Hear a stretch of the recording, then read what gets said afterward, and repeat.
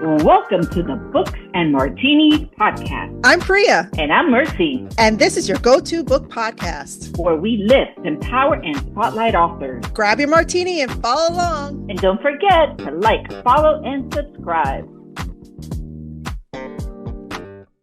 Hey, book lovers. This episode of Books and Martinis is brought to you by our wonderful sponsors. Blue Box Media, you dream it, we produce it. And Travel with Samantha Sividanes, specializing in luxury cruises. Ooh. Their support keeps the stories, authors, and conversations flowing. Don't forget to visit them and support the brands that support this podcast. Now the martinis are poured, let's get into the episode. What's up, everyone? Welcome to our podcast. I'm Priya. And I'm Mercy. Welcome, everybody. Welcome, Josh, all the way from Ethiopia. Thank you for joining us today. Welcome, Cheers Josh. to you. Cheers. Absolutely. Salute. Thank you. And you have a water bottle. Talk to me about that water bottle.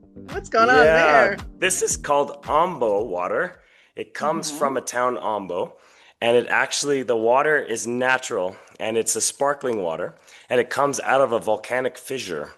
And It's got magnesium in it and all kinds of minerals and such. And so some people say it's holy, and they have these like healing properties. And for other people, they just drink it, and it's wonderful. Oh my God! Wow! So unlike city water here, right? Tap water from NYC. So it's straight from the volcano. Is it filtered at all, or straight out of the volcano? Yep. And they just harvest the water and purify it, and then bottle it. Yeah. Wow. And it's completely carbonated as is. Oh my God. What does it taste like? It's hard to explain because when I try tonic water in America, that tastes very bitter to me compared to this. This is almost sweet taste. Okay. It's a carbonated water with a hint of sweetness to it. It's hard to describe. You know, You have to come to Ethiopia and actually I guess so, to get some. Okay. Yeah. Okay. All right, guys. Tell us about you. Oh, okay. Well, let me just kick it off. Let me kick it off. So on the screen and in your ears is Joshua Smalley.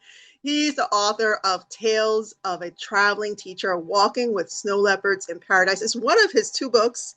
I will be talking about both today, but he's bigger than this book. I was telling him before, like he's an explorer. He's a photographer. He's doing all these things, all these amazing things. And we can't wait to talk to you more about all those things. Welcome, Joshua, to our podcast. Thank you. Yeah, thank you so much. I really appreciate you guys having me on and having the privilege to speak to you and your audience about our mutual love of writing and reading. Yeah, absolutely. So let me kick off with your bio real quick before we get into Mercy's question. Joshua Smalley is an individual fully engaged and energized in life.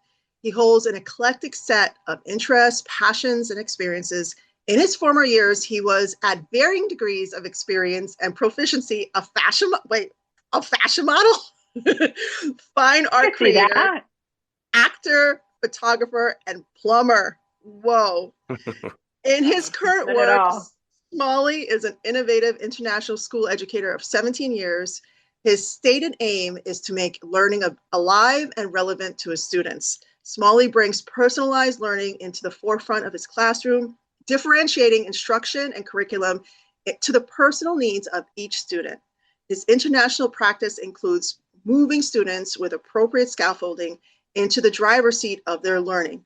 He challenges them to advocate for themselves, lean into the beauty and challenges of learning, and grow personally regardless of curricular content. His teaching experience and certification includes AP Language and Literature, AP Seminar, IVDP, Language and Literature, NYP, Language and Literature, Journalism, and Photography. And that's just like the cherry on top, guys, because this guy is like Mr. Incredible. He does so much. Wow. What an interesting human you are. I love that. I love that you're not in a box. You are like just everywhere. Share, what is your ultimate passion? What are you most passionate about? Yes. You asked the wrong person to nail it down to one. I know, you have a lot. Okay, your top three. I would say that every day waking up and trying to find an adventure in life, wherever I'm at, even if it's the daily grind, even if I'm not out traveling and exploring, and all this grandiose things. I think it was something that was instilled when I was very young, back in Seattle, Washington, where I was raised. And my parents allowed me to go into the mountains a lot, and I would go hiking alone, even as a high schooler, and explore. And I think there was just such adventure and pioneering and excitement with that. And it drove me from that point forward that I was like, man, I don't have that much time on this planet. I really want to try lots of things and explore lots of things. So it's sort of the jack of all trades, master of none. I would say my teaching craft is strong, but a lot of the other things that we mentioned, I'm dabbling with them. I'm playing with them. Some of them it's been professional, right, with photography and painting and writing and things like this. But a lot of it's just me playing around and making mistakes and having fun. And how Wow. beautiful Wow. that you get to do that. That is wonderful. Absolutely. Yeah. And so go ahead, Marcy. No, no, no, that's okay. Go. No, so it's crazy that you said that, you have this one short life. I feel like I say that all the time. Like we have to do all the things because we don't know how much time we have. We have 100 short years if we're lucky, right? Right. And there's even a We're quote in lucky. your book.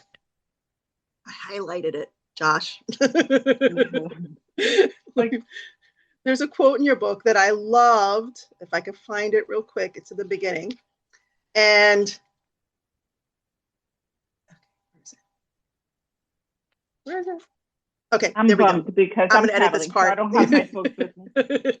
Okay, there's a quote in your book that I love. It says, life is terribly beautiful. And I feel like that encompassed this entire recollection of your experience looking for the snow leopard, because there were so many ups and downs that you went through, Right. and Right. you brought us straight into it. You took us along the journey, every little thing that you're experiencing, to how you felt when you landed, how you felt when you met your other teammates, all the experiences that you had, even in the freezing cold, and you're just like, oh my God, this is amazing. I don't care where I am, Yeah. why don't you tell us more about this book? Why did you decide to write this book? So I've been adventuring and exploring for a long time. I've been writing, doing like theater type writing on the side for some time, like 20 years or so. But finally, I felt I've done enough travel, enough experiences all around the world, and I like to really push the envelope in the adventure category, and even if it's a bit risky. And so I thought, it's time to start writing about these experiences. And I thought, what's the first one I want to start with? And I was like, it's the snow leopard trip for sure. That was the one that I said, I have to start with that one. And so basically, it's this idea of I wanted to live the book. I wanted to live a lifestyle that the book sort of writes itself. And so I have a bunch more in queue that I need to get to and write Okay. from, backlog travel experiences. But for this one, it was like this was the pinnacle, the quintessential example of me going on an adventure and pushing the risks. And we got to do things that typically aren't allowed actually because we went at a colder part of the year. Most tourists who go to see snow leopards are very limited in where they can move around, and they do it from about March to, well, February, let's say, to April is the range. Okay. It's because it's a little bit warmer. Mating season, you can hear them calling on the ridge lines and such, the snow leopards. And then you have a big team, and people split up into different valleys, and they can use radios and triangulate all their research. In our trip, it was just me and a partner, and that was it. No other tourists, no one else there. And so it Well, was you had on the two us. people, you had two other people, locals, that were helping you guys, right? Yes, two Yeah. guides and then me and a partner. So four of us Right. total. And it was just our responsibility was to do the job of a whole team of people and get into every valley as often as we could and really push the limits of climbing. So, and because there were so few of us, our disruptive footprint would be minimal. And they could Yeah. tell right off the bat that my partner and I, we were quite adept at climbing, and we climatized right away at 5,000 meters plus. And so, and we had respect for the culture and what we were experiencing and the customs that we were seeing in the village where we were staying. And so they Hmm. said, let's push further and further and further, so long as we continue to not be disruptive to any of the wildlife. And so Right. that made the adventure particularly unique because most people are just scoping from one place and they might drive around a little bit or walk a little bit, but we really got to push deep into the Himalayas. Wow. What an experience. And how did the writing process for that go?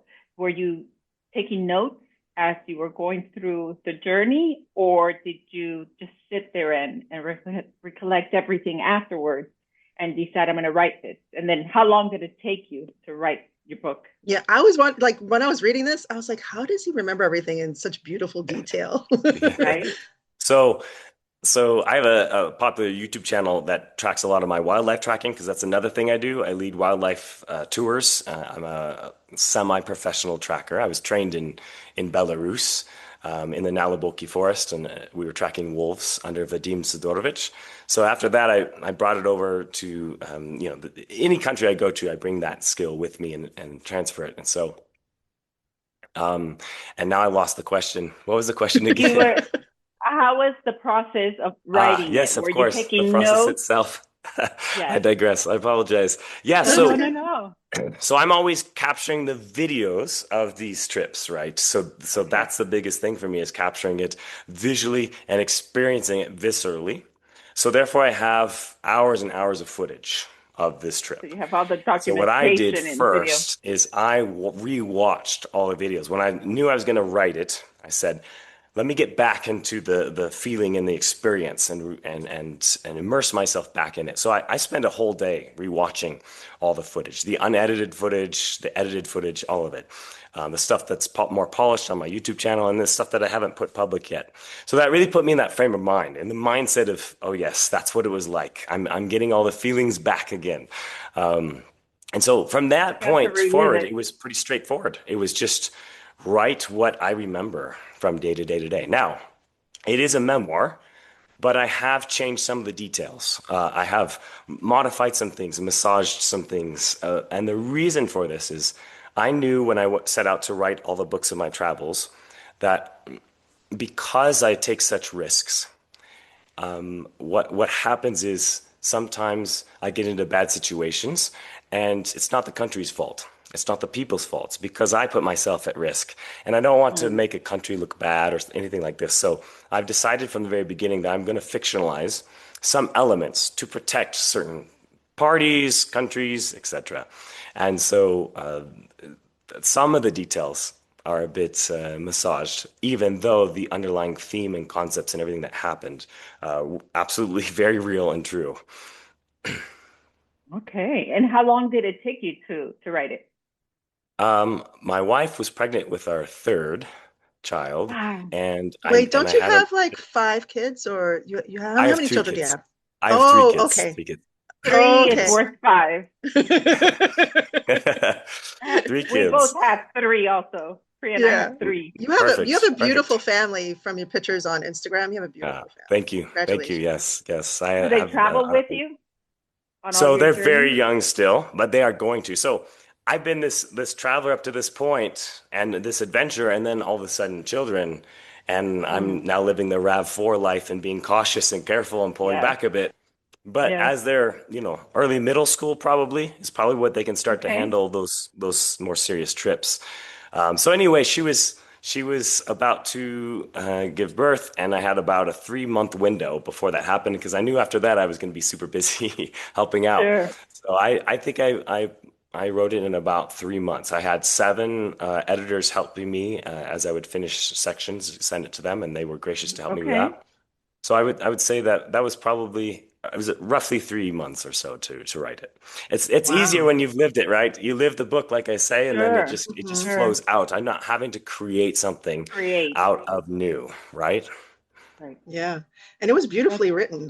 Those people that helped you, like they really did you a service. Like I don't know what the original looked like, obviously, but this was like it flowed, and you felt immersed, and like that you were there with you on the mountain, dealing with the snow hitting you. Felt like you were there in the emotional moments where you're just like, oh, I have to deal with this, I have to do this. Everybody trying to encourage each other to like keep pushing forward. And then, am I allowed to share a spoiler? Am I allowed? I know this is Do not. it, do it. Why not? You didn't find the snow leopard until the last day. That's correct. That's So, correct. okay, let's talk about that.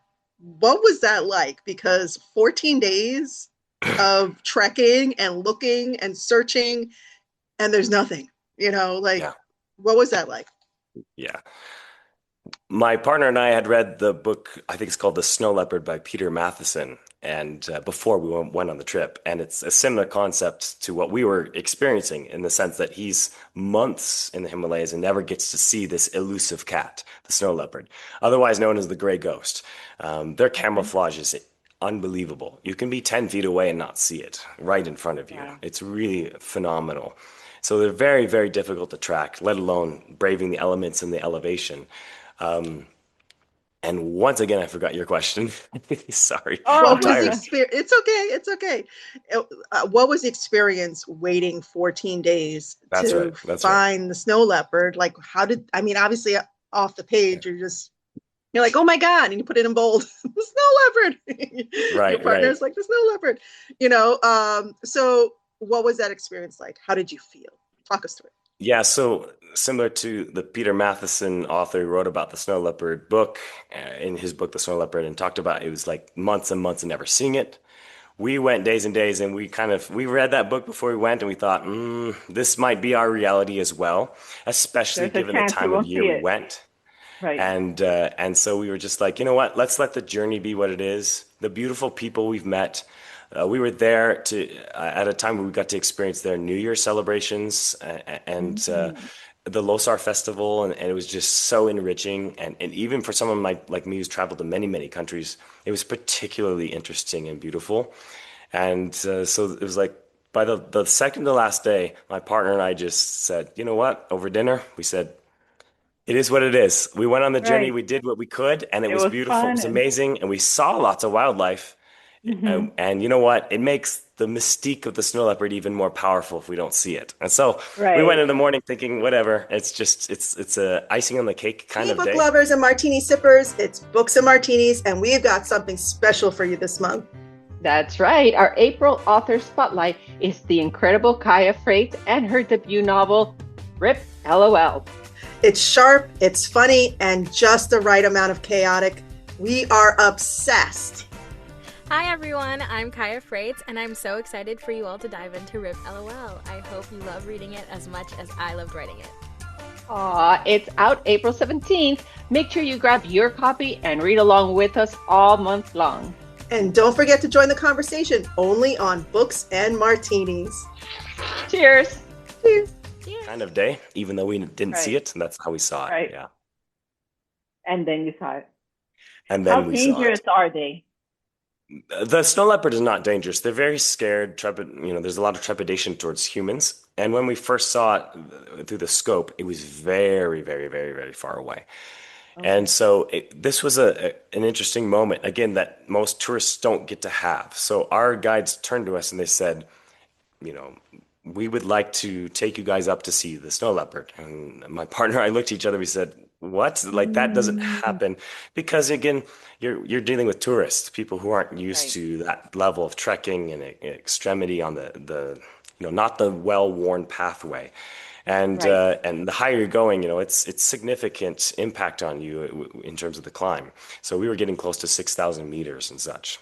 And so we said yes, of course, because we both love hiking and we both love the snow leopard. So I was pinching myself the whole way up. I mean, out of breath, but trekking and trekking. So we trekked Just for grateful. hours Hmm. further up. Oh, it was unbelievable. Like, who gets to have this opportunity? There's Right. some people who have amazing sightings of snow leopards and they're very close. But for me, the actual chase and the journey was more interesting than just seeing a snow leopard up close. So we end up getting quite close to it, or close enough to get some photos and videos of it, And how about three beautiful was hours. it?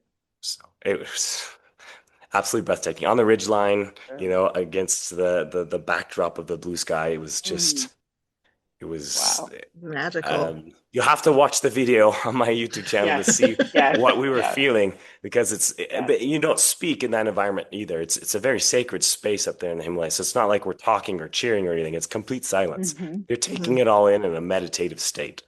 Wow. How Yeah. long was it Wow. sitting there? How long was it sitting? Well, not sitting, but like how long were you able to watch it? So we were walking Yourself? with it, right, for 3+ hours, like I said. So Oh, we're following its tracks all the way up, and I'm actually putting my hands right next to the snow leopard tracks. And when we actually settled to a spot near the top of that particular ridge and saw it, we probably had about 10 minutes or so, and about 6 of those 10 minutes were visible to us before it went off. What an Wow. experience. That's a long It was And time. so this is intense. This is a beautiful, once in a lifetime experience.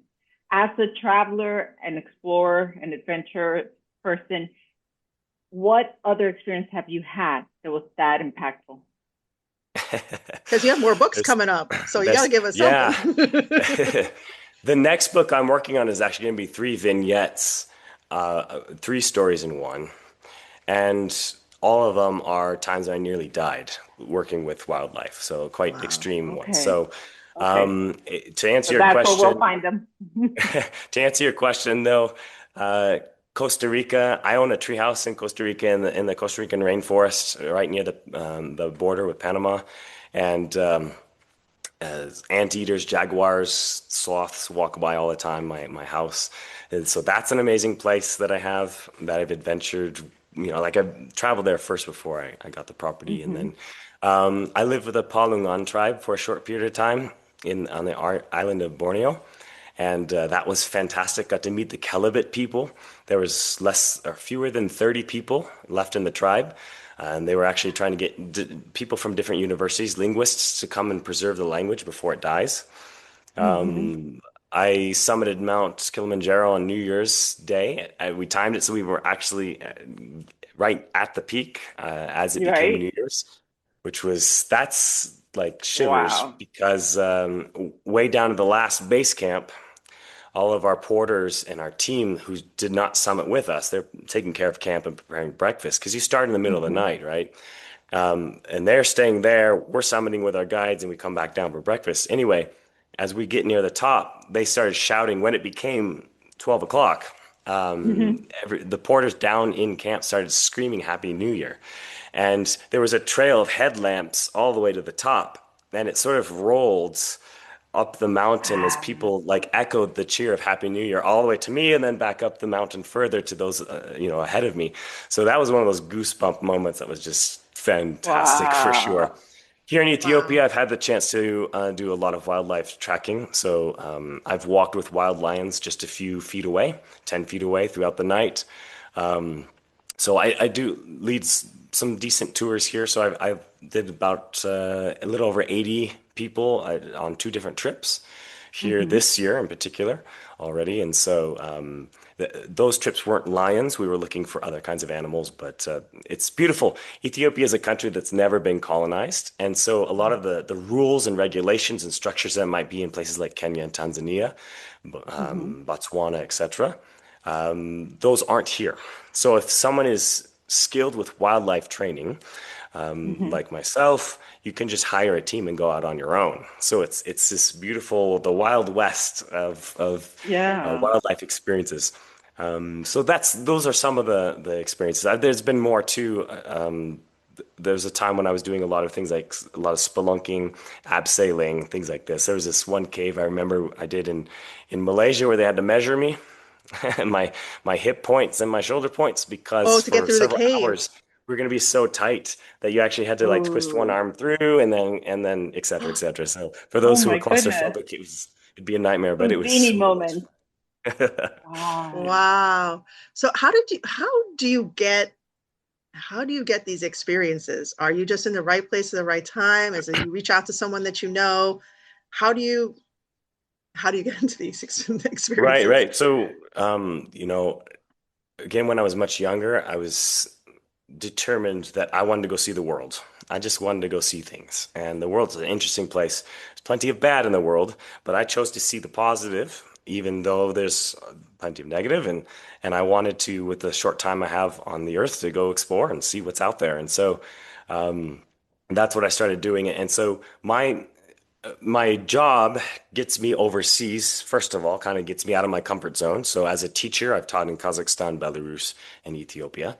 And then when you're here, sort of the ethos, the expectation is that on every break, spring break, fall break, winter break, you travel because the countries are nearby, Absolutely. especially if you're in Europe, and everybody just goes and explores. And so it's sort of the expectation.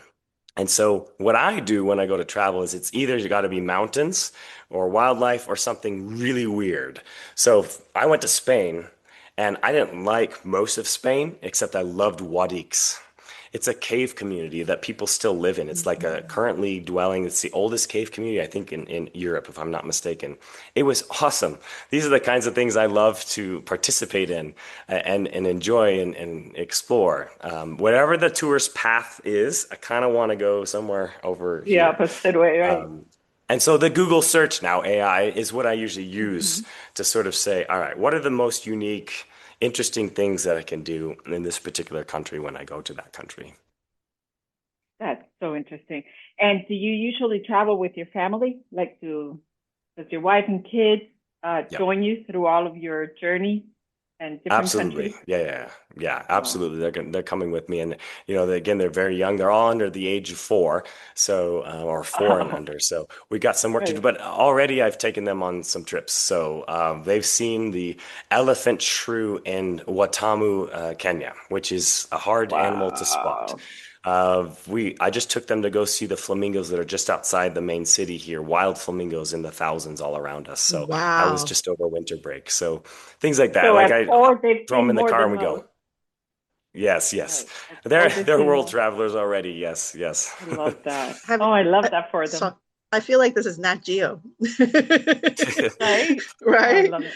Um, okay, so let's pivot a little bit. And you have another book, right? In addition Yeah, to all your yeah. exploration and your traveling teacher book, let's talk about the other book. Tell us what the title is and what it's all about. Sure. Mhm. So the title is Inner Voice Revolution: Redesigning Self-Talk for Personal Growth and Decision Making. This book is the first one I wrote in the self-help category, very different from my other book, because this is sort of the rudder that moves me in life. You asked me, like, how do I know what I want to do? Like, how do I figure out these travels, etc.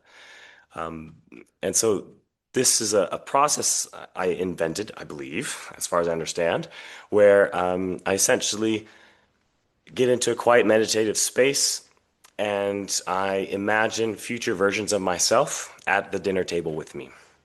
And so it's my future 40-year-old or 50-year-old self, my 70-year-old self, my 90-year-old self. And I begin to have a conversation with them, obviously all projecting in my own head, but it's a very useful process. I use it for like a self audit. How's my life going right now? And I also will use it for like if I have a difficult decision I got to make. So do I want to stay in Ethiopia? Do I want to go to another country? And so it is a very insular process, right? You are very much projecting what you think your future selves might value or care about. But it's what the fascinating thing about this process is when you get crosstalk in your mind and your imagination between different values at different age levels, that's when it becomes really interesting. When your 90-year-old self says you should value these things, but your 60-year-old self disagrees and says, no, you should value these other things. And in this Mm. conversation, you sort of try to put together the pieces and figure out what you do for your current life. Anyway, this is the process that I've developed. There's a whole sample in there, like a whole model, hologram conversation is what I call it, and also the steps to it and why you do it and how to utilize it in your life. And so when I use this process, I really get complete clarity. When I leave a session that could be 30 minutes or an hour or something in the private of my home, I definitely know what direction I want to go. Is it going to be the right decision? Maybe not always, but at least I Right. really have a sense of, when I was growing up, people would say, what does your 80-year-old self think and about what you're doing right now? Or what would your 80-year-old self tell you? And I just felt that was so insufficient. Like, why do I want this just one point in time? I want to hear from the different versions of myself. Mhm. And so, anyway, it's a dynamic process. I think that people, what was happening is my students were using it, and their feedback was, "You got to write this. You got to put this into a book because it's really helping us, like decide what college we're going to, or this, that, and the other." And so, I said, "Yes, let's do this then." And so, yeah, people Love who've that. read it have had a lot of positive feedback for sure. Oh, I have to read that. I love it. I love it. And where can people find your books, all of your books, and your YouTube channel? Yeah. So you can search my name, Joshua Smalley. You can search the titles on Amazon. That's where I have them. I have them on Ingram Spark as well, but primarily on Amazon is where you'll Okay. find them. And so my YouTube channel is the same for all my different accounts. My TikTok, my Instagram, et cetera, Facebook. It's Traveling Teacher. And when I was setting up the account, there was no TEACHER. Okay. So I just did TEACHR. So a teacher who misspells teacher. Oh, the irony. So it's just youtube.com/traveling teacher, but you got to spell that last part wrong. It's just TACHR. And Instagram, it's the same thing. Traveling.teacher, Facebook /traveling teacher, etc. So you'll find all the different travels and my photography and my art and things there. So yeah. Wow. Interesting. So okay. Go ahead. Oh, I was going to say we could talk to you for hours and hours and hours. You've explored and you've seen so much. It's so fascinating. Yeah, it's so fascinating, your whole life journey, and even up to the point where you're now trying to teach others to, I guess, seek their own intuition and decision making, basically, from your latest book, and manifestation, because you're trying to coach yourself through it so you can create your future for yourself. Just to add one other piece onto that is I think a lot of people are trying to seek advice. Now they're seeking AI advice or Google advice or their friends' advice. I know, that's bad. And the voices become a bit muddled. And this is sort of an encouragement to say, let's look back inward, because I think you might have some of the answers. And if, there's some people I know who are very religious and they're like, I don't want to search inside myself. I want to look to God. Okay, so then just manipulate this structure to communicate with God then and do it that way. Yeah. In an elementary kind of point of view, it's like Dorothy.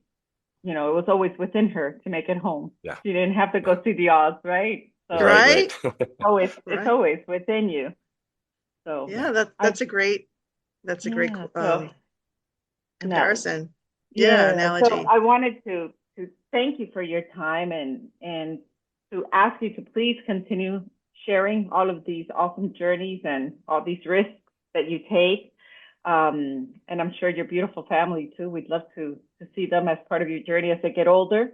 And as your journey continues, come back and visit us again so we can see what you're up to on the next phase. And we'll do. Absolutely. We're fascinated by everything you're doing, and we wish you a lot of luck and a lot of health in your travels so you can share with the world. Yes, please be safe, because the world, I know you don't like to think about the bad stuff. It's out there. Oh, it's very real. It's very real right now. The world is kind of chaotic right now. Oh, yes. So please be safe when you're out traveling. Yeah. And thank you for sharing yourself with all of us. And anyone listening right now, watching, go to his YouTube channel and check out his adventures. And make sure you check out his books, download his books, purchase them, support him, support his work. And, on a side note, because we were talking about this before the podcast started, you have a big conference tomorrow for all of Africa. Feel better. Yes. And we hope you feel better. Your voice is nice and clear, so you could teach your students. And we can't wait to see what you do next, Joshua Smalley. We can't wait. Thank you so much for sharing your journey with us. Let's do one last cheers. Absolutely. Cheers to you and your volcanic water. Yummy water. Salute. All right. All right, guys. Like, share, follow, subscribe. We'll see you all soon. Yeah. Thank you.